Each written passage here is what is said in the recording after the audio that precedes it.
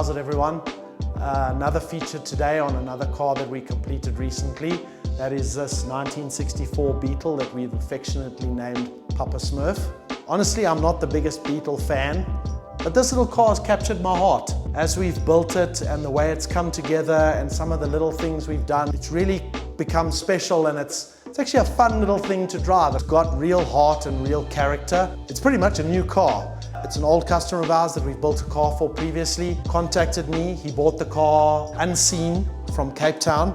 I was already a bit nervous because seaside means rust. He sent the car up on a car carrier to us, and it got here. It was late at night. I think our car only got here like 7, 8 o'clock at night. Unloaded it off the car carrier, sort of looked at it in the half light. We were like, oh, not a bad little car, looks pretty solid. Went home for the day, started getting into the planning and stuff, pulled the car out, started stripping it, and went, uh-oh. And so the rust began to appear. And the brief from our customer was to give him a car that rolled off the showroom floor. That's what he wanted. Obviously with some driver upgrades like disc brakes and things that we could upgrade, maybe a little bit more power, but keep it very original with a little bit of extra flair, like nice interior, nice color, that sort of thing. But he wanted it like new. When we started seeing the rust, and the more we stripped, the more rust we saw, and the more we stripped, the more rust we saw, it got a little scary. So basically we stripped the car like we always do, right down to the shell, and we then proceeded to have the car sandblasted, which, no surprises, uncovered more rust. So that was the first major, was repairing a lot of rust here around the rear window. The car got a completely new floor pan, lots of other rust repair, little bits and pieces, panels and little patches that had been welded in. All of that was done to get the body as perfect as possible. We moved on to the rest of the car, and it's quite fascinating how much of a following these cars have, and a well-known supplier here pretty much supplied everything for us for the car. You can basically buy everything for these cars new. There are certain things we reconditioned. The gearbox was redone. We actually bought a crate motor. It just worked out better for us.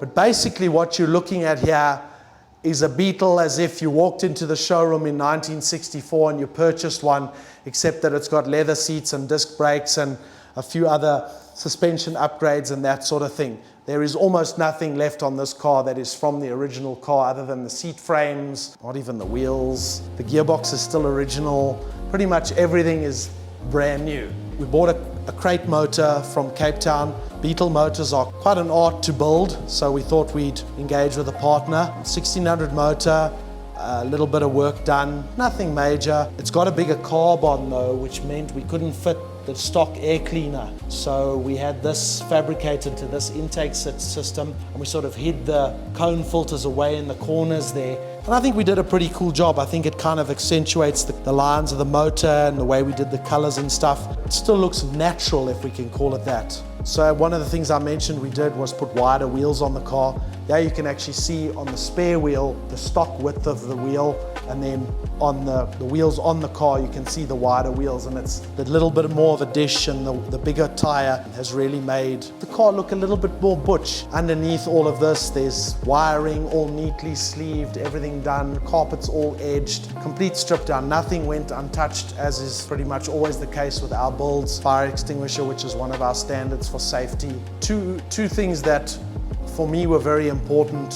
When it came to us, it was like a light blue, sort of bit faded, not really very exciting color. And the owner knew that he wanted something in blue. He was in Cape Town or overseas at the time, so the decision actually ended up being mine, but we mixed a lot of colors and eventually we settled on this color, and I think we hit the nail on the head. The car really looks great in the color, and it's one of that blue that really pops. Second to that was the interior, and the blue with the white and gray interior. You actually can't see it, you have to look very carefully. The centers of the seats are white, the outers are gray, and it's Napa leather. And then we combined that with some really quite luxury gray carpet, with some nice old school rubber mats, the white interior which has been ceramic coated so as to keep it as pristine as possible and make it as easy as possible for the customer to clean. And then in addition to that, the customer does like his music. It has a full Rockford Fosgate punch system in it, single 10-inch with coaxials and Rockford Fosgate amplifier as well.